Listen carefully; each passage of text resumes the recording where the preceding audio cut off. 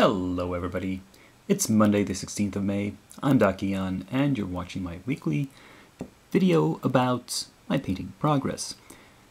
And the first two minis I want to show off are these sort of random minis from games I don't actually play. We have Harriet Kinsley from Volsung, who I think turned out nicely. She's kind of monotone. I mean, she's dressed in khakis and brown leather, but I added some splashes of red, pinkish red, like a scarf, the hat band, and the scrunchie for her hair, just to brighten it up and liven it up a little bit. And there are of course certain metallic bits. And the other miniature is Lucky from Dark Age. Now, I like portions of this sculpt. I like the dress. That was fun to paint. However, the face is not my most successful work. And I blame the sculpt, or at least the casting, because you know me. Looking at a better sculpt like Harriet, you know that I can paint faces and make them look good. There wasn't enough to work with here. I couldn't really, make a purse out of a sow's ear. Anyhow, I chose a brighter color scheme on her than the cover art. The cover art has sort of a dark green dress and red hair, but I'm already painting another mini currently with red hair and green clothing, so I just wanted to do something different. So it was sort of black hair and a yellow dress. The thing that I tried to do something like this. She's painted with stockings here, some sort of nylons or something. And I tried to go for that sort of sheer effect here. You can see bare skin above the garter, and below that I tried to glaze on some black to indicate semi-transparent pantyhose or whatever. It's not an effect that I've tried much before. This is sort of my first go. It was semi-successful. I think the mistake I made was globbing it on too thickly, so I had to go back and forth a while and try to reestablish the skin tone a little bit. Maybe if I'd gone for even thinner glazes and more of them, more layers, it might have been a better effect in total.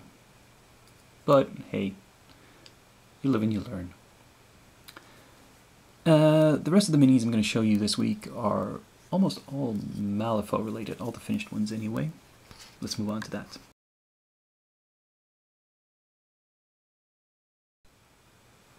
For this week's haul of Malifaux, I've finished off the Bayou Bushwhackers, these gremlins. Here's the first one. Here is the second one.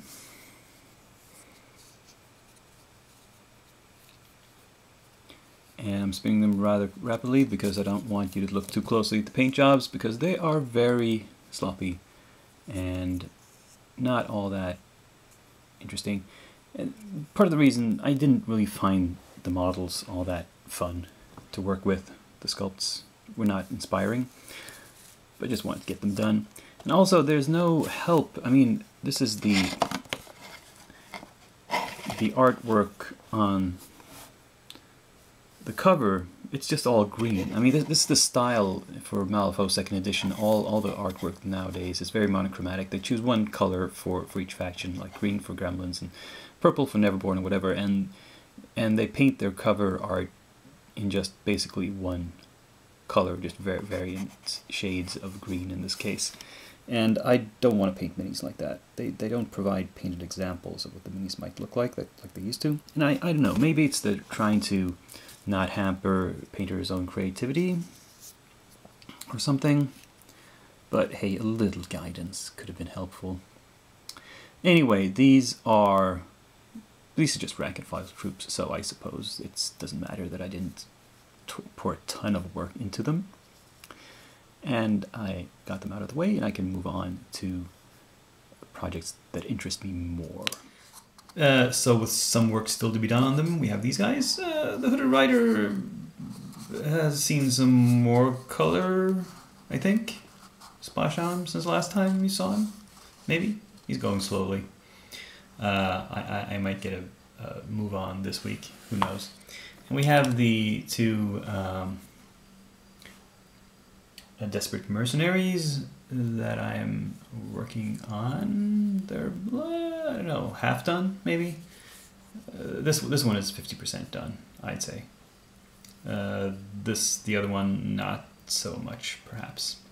Anyway, as I mentioned last week, these are test cases for upcoming Outcast miniatures from Malifaux. So I thought I'd show you some of the ones I had in mind.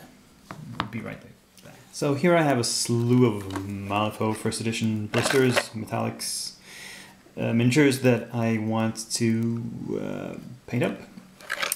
First off, we have the Ronin, or a 3-pack of, Ronin, Masterless, Samurai, so mercenaries. They have to all be female for some reason. In Malifaux they are. We have Hans, who is a sniper mercenary. We have Bishop, who is, well, I don't quite know what he is. He has some funky, weird abilities. But he's a mercenary, definitely. And with a name like the Convict Gunslinger, you would assume that he's for hire. He's, well, not a convict at the moment. He's broken out of jail. And we have Misdemeanor, which is a female alternate sculpt for the Convict Gunslinger.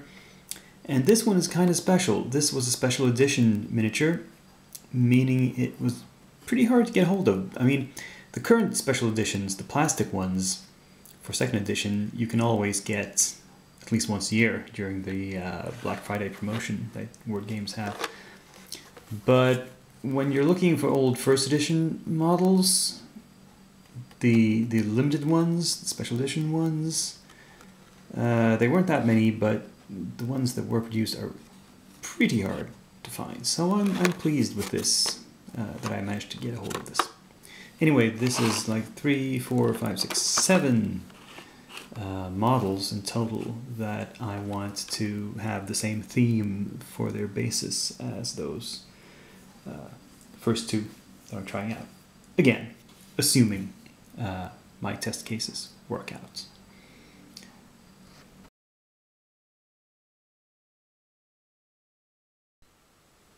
So, still on pace there, so to speak. And the reason the purchase total has gone up is I received this package, which is from Hassle-Free Minis. They had a little promotion. I always buy a few minis whenever they have a discount or anything. And, well, let's bring these out and show you what they are. It's 1, 2, 3, 4, 5 of their Resin Masters, and one which is not actually a Hassle-Free Mini. This is a Redbox Mini. Let me get a few of these out for you. I'll cut and come back. And oh, be aware that what I'm going to show you next is maybe slightly not safe for work. So this guy is safe for work because he's fully clothed. This is Roth Martin from the Redbox English range, and I've always intended to have this guy as part of my Frostgrave Warband. It's just that he's always been out of stock, and finally I got hold of him. This is the last guy I wanted. Now the rest of the stuff I'm going to show you is from Hassle-Free itself, sculpted by Kev White. And now perhaps you'll see why I said it wasn't entirely safe for work. She's nude. Why is she posed so strangely? Well, Hassle-Free always does, whenever they sculpt a new mini, they sell it for a while, they do a limited edition resin casting of it before it goes to metal. But also, apart from the normal minis, Kev has a tendency to do these few resin casts. He makes one mold of these unfinished minis. These are before clothing and equipment are added to the sculpt. But the thing is, after that cast is made, after that first mold is made, he goes back to the green, to the sculpt, and then he adds the stuff that it should have, the clothing and the armor and the weapons and whatever. And so the sculpt that this is cast from no longer exists, which means when the mold runs out, there is no way to cast anymore. So if you want these nudie pics, you have to get them while you can. And I have to admit, I sort of collect them. I'm not sure why.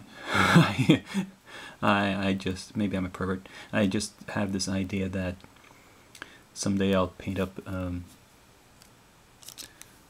harem scene or something, and I'll need all these nude girls. Though this one seems a bit misplaced. This one, unfortunately, doesn't have any sort of tab or anything under her feet, and ooh, she's very delicate feet. Drilling into that for pinning, I don't know. How the heck am I gonna fix her to a base? Well, anyway, that was this week's delivery. I'll see you next week for more finished and started projects. And of course, feel free to follow my other video series running right now, the Virtuality Project.